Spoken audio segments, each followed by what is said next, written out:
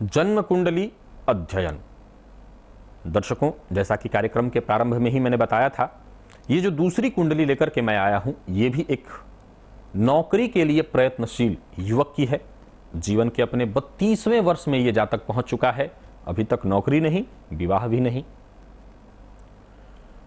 ये भी प्रयास कर रहे हैं नौकरी का। इनके साथ तो कुछ ऐसी घटना बीच में घटी जिसके चलते मैं कह सकता हूं कि इनके साथ ही कुछ ऐसी स्थिति उत्पन्न हुआ ये कि एक जगह पर इनकी नौकरी के लिए इनको बुलाया गया, बताया गया कि कॉन्ट्रैक्ट बेसिस पर आपकी नौकरी हो गई है, यही रहिए परमानेंट, फिर आपकी नौकरी हो जाएगी। वहां 2 साल नौकरी जब इन्होंने किया, बाद में इनको पता चला कि वो झूठ बोल करके इनको बुलाया गया था, किसी और की जगह पर इनको काम कराया जा रहा था और वो बंदा जिसकी नौकरी थी उसी की नौकरी बचाने के लिए इनको यूज किया जा रहा था। यानी 2 साल इनकी जिंदगी के बीच से खत्म कर दिए गए। साथ ही साथ इनका कहना था कि जिस समय मैं नौकरी की तैयारी में था उस समय बढ़िया मेरी तैयारी थी, 2 साल के बाद जब मैं लौट करके आया हूं, मैं पूरी तरह से प्रयासरत हूं, लेकिन न तो अब बहुत ज्यादा पढ़ने में मन लग रहा है और न ऐसा मुझे लग रहा है, आभास हो रहा है कि मैं नौकरी निकाल पाऊंगा। घर वाले परेशान हैं, क्या करूं। और जैसा कि मैंने कार्यक्रम के प्रारंभ में ही आपको बताया था कि उत्तर भारत के क्षेत्रों में, विशेष रूप से इधर, नौकरी के बिना विवाह बहुत मुश्किल है। तो आइए इनकी जन्म कुंडली का हम लोग एक नजर अध्ययन कर लें, देखें क्या कहती है इनकी जन्म कुंडली। क्या ये सरकारी नौकरी पा सकेंगे? अगर नहीं तो क्या करना चाहिए? यहां ध्यान रखिएगा दर्शकों कि एक बहुत विकट स्थिति होती है जब बिहार आदि के जो क्षेत्र के लड़के हैं उनको अगर ये कहा जाए कि आप नौकरी का प्रयास छोड़ दीजिए, जॉब बिजनेस की तरफ आ जाइए।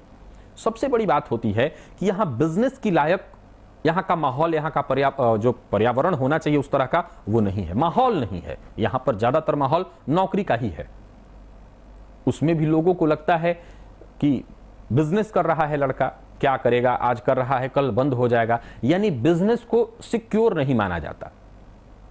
यही कारण है कि इधर जो बिजनेस करने वाले लड़के हैं वो नौकरी करने वालों से बहुत अच्छा पैसा कमाते हैं, लेकिन उनकी मांग उतनी नहीं है।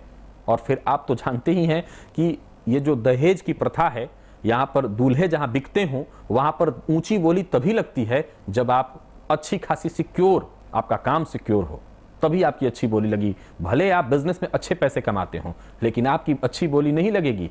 और तो और छोड़ दीजिए, मान लीजिए कि कुछ घर ऐसे हैं जो ये अब मानने लगे हैं कि नहीं, हमने अपनी बेटी का दान किया, हम दहेज नहीं लेंगे, तो उनके घर में लोग नहीं आते। हालांकि मैं इस तरह विषय पर भी कई कुंडलियां मेरे पास आई हैं, भविष्य में मैं जरूर आपको कोई ऐसी कुंडली दिखाऊंगा जहां लड़के के घर वाले, लड़का अच्छी पोस्ट पर था लेकिन वो दहेज नहीं ले रहा था, तो लोग इस संशय में नहीं आ रहे थे कि ये दहेज नहीं ले रहे हैं, कहीं कमी ना हो इनके अंदर। खैर, आइए हम फिलहाल इनकी बात करते हैं, इनकी कुंडली में देख लेते हैं नौकरी के योग हैं अथवा नहीं।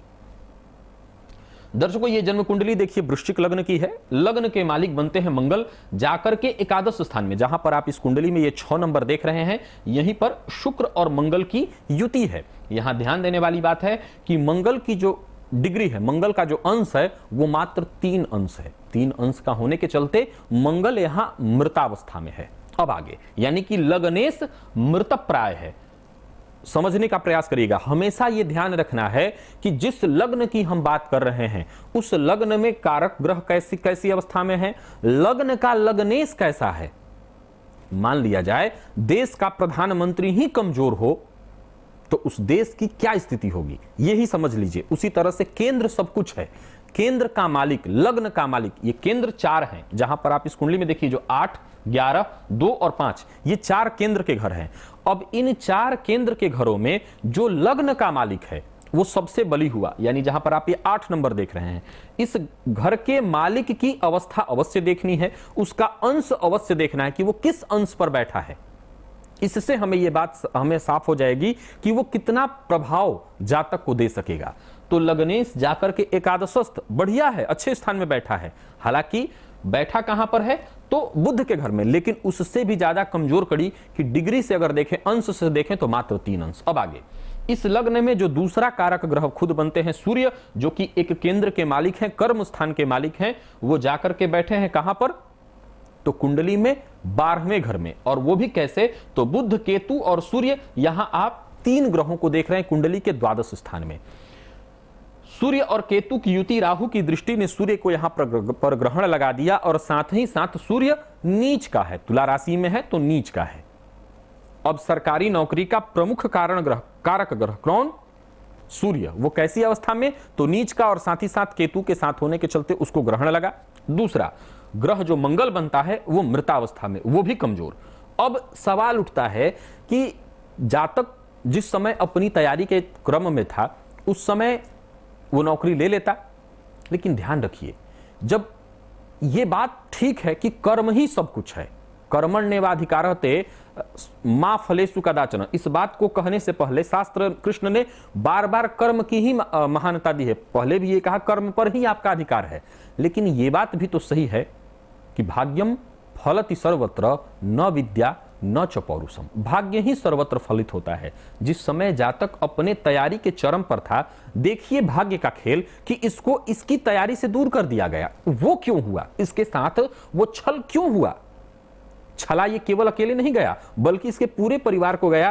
पिता को इसके बताया गया कि यहां पर लगवा दीजिए, कॉन्ट्रैक्ट बेसिस पर है, 2 साल की बात के भीतर इस लड़के की नौकरी परमानेंट वहां पर हो जाएगी। बाद में पता चला इसकी नौकरी थी ही नहीं, जिसकी जगह पर ये नौकरी कर रहा था उसकी जो सैलरी आ रही थी उसी सैलरी में से इसको आधा दिया जा रहा था। खैर, शनि का लग्न में होना, शनि का लग्न में होना, और वो भी कैसा? तो मंगल के घर में, शत्रु के घर में। और इसके बाद हम आ जाते हैं इस ग्रह कुंडली में, जरा ग्रहों को देखिए, तब आपकी समझ में आएगा कि जातक के साथ धोखा क्यों हुआ, जातक के भाग्य के साथ मजाक क्यों हुआ। तो अब इस कुंडली में जो तीसरा कारक ग्रह बनते हैं वो खुद गुरु हैं। वो देखिए इस कुंडली में पराक्रम स्थान में बैठे तो हैं 14 अंश के साथ, लेकिन नीच का होकर के। इस कुंडली में 3 ग्रह नीच के हैं, पहला खुद गुरु, दूसरा सूर्य और तीसरा शुक्र, जो इस लग्न में कारकत्व होते हैं, वो भी फल देते हैं। उनकी स्थिति देखिए तो वो भी बुध के घर में नीच का होकर के बैठे हैं। हालांकि यहां पर शुक्र और बुध का परिवर्तन हुआ है, लेकिन हम बात अभी नीच के ग्रहों की कर रहे हैं, उसकी हम पहले गणना कर रहे हैं, उसको समझ लीजिए। अब देखिए आगे इस कुंडली में चंद्रमा की अगर बात करूं तो चंद्रमा इस कुंडली में धन भाव में 3 अंश के साथ, मृतावस्था में नहीं है क्योंकि चंद्रमा की गति बहुत तीव्र होती है, 2.25 दिन में एक राशि को परिवर्तित कर देते हैं। अतः 3 अंश 25 कला पर भी ये बाल अवस्था में है, यानी चंद्रमा मृत नहीं है। लेकिन इस चंद्रमा पर भी जो सूर्य के साथ केतु ने ग्रहण लगा रखा है, उस केतु की 5वीं दृष्टि पड़ रही है। यानी जो ग्रह जातक को सपोर्ट कर सकते थे वो कहीं ना कहीं पीड़ित हो रहे हैं। क्या जवाब देना चाहिए? क्या जातक को सफलता मिल पाएगी? वर्तमान समय में इस जातक को गुरु की महादशा चल रही है, जो इस कुंडली में नीच का होकर के फल कहां का दे रहे हैं? तो ज्ञान भाव का और धन भाव का। उनकी 7वीं दृष्टि भाग्य स्थान पर पड़ रही है।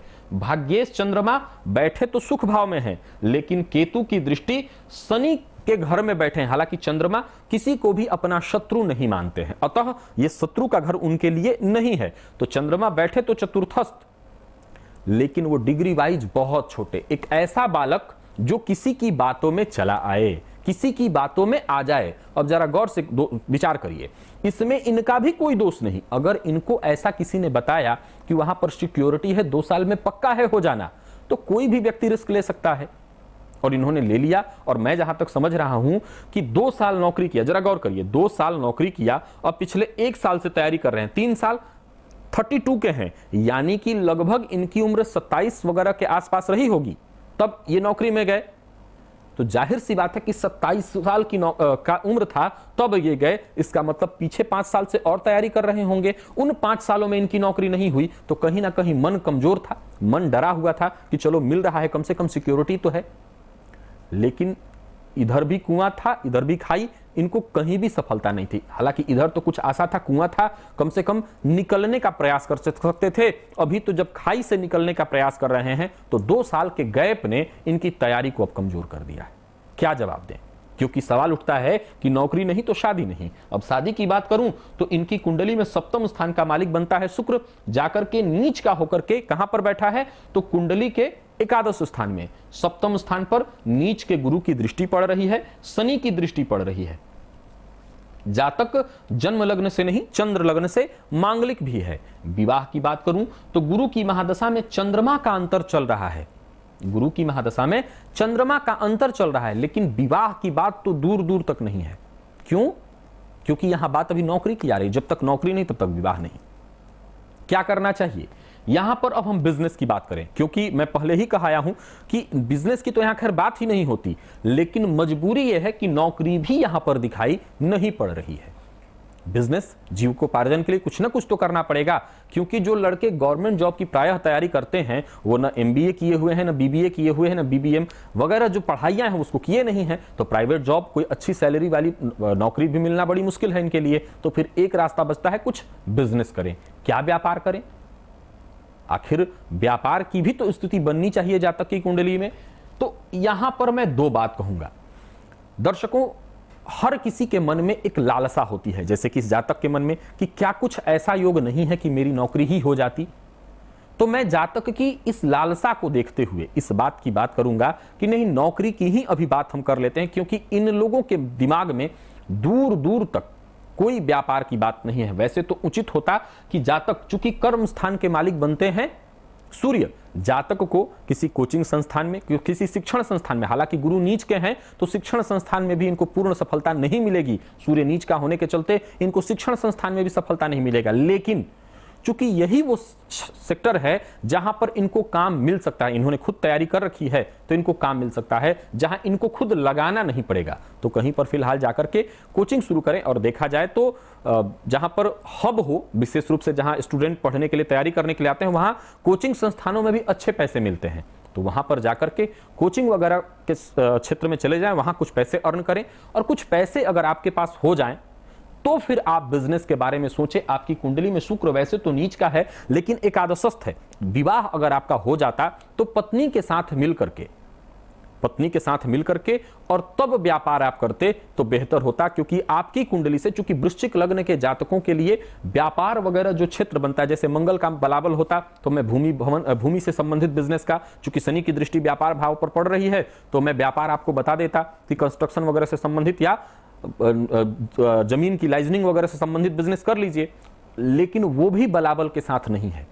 अतः मैं यही सलाह दूंगा कि आप कोचिंग वगैरह में कहीं नौकरी कर लें, आपको कुछ पैसे आने लगे, विवाह पहले हो जाए, जो कि आने वाले दिनों में योग बन रहा है, विवाह की स्थिति बन रही है, कुछ उपाय करके विवाह हो जाए, और फिर आप जब पैसे हो जाए, पत्नी आ जाए, तो उनके साथ मिलकर के, उनकी कुंडली को समझ करके, उनकी कुंडली में ग्रहों के बलाबल को समझ करके तब आप बिजनेस की तरफ जाइए, ज्यादा अच्छा रहेगा। देखा जाए तो इनकी राशि कुंभ है, अभी कोई ऐसा बहुत बुरा वक्त तो नहीं चल रहा, लेकिन नौकरी के प्रबल योग भी नहीं है। हां, एक बात जरूर कहूंगा, गुरु में चंद्रमा और फिर मंगल का अंतर आएगा। चंद्रमा के पास अभी थोड़ा सा बल है, क्योंकि इस कुंडली में वो भाग्य स्थान का मालिक होकर के सुख स्थान में बैठा है और कर्म स्थान पर उसकी दृष्टि पड़ रही है। अतः एक चांस है, एक प्रयास करिए, और 2018 के मार्च तक अगर आपने मेहनत किया तो हो सकता है आपको सफलता प्राप्त हो जाए। सूर्य की खूब आराधना करिए, हनुमान जी का कोई मंदिर चुन लीजिए जो घर के आसपास हो, वहां नित्य जाकर के हनुमान जी का दर्शन करिए। भगवान शिव पर हर दिन कम से कम 1 लोटा जल अवश्य आप चढ़ाइए, क्योंकि आपकी कुंडली में 3 ग्रह नीच के हैं, और इस ग्रहों का अलग अलग उपाय करने से एक ही जगह उपाय करना श्रेष्ठ होगा। देवाधिदेव महादेव की शरण में चले जाना, आप करिए, निश्चित सफलता मिलेगी। तो ये थी एक 32 वर्षीय युवक की जन्म कुंडली, जिसका मैंने आपके सम्मुख अध्ययन किया। आज के लिए बस इतना ही। कल पुनः इसी समय हाजिर होऊंगा एक नई जन्म कुंडली को लेकर के। तब तक इजाजत दीजिए। नमस्कार।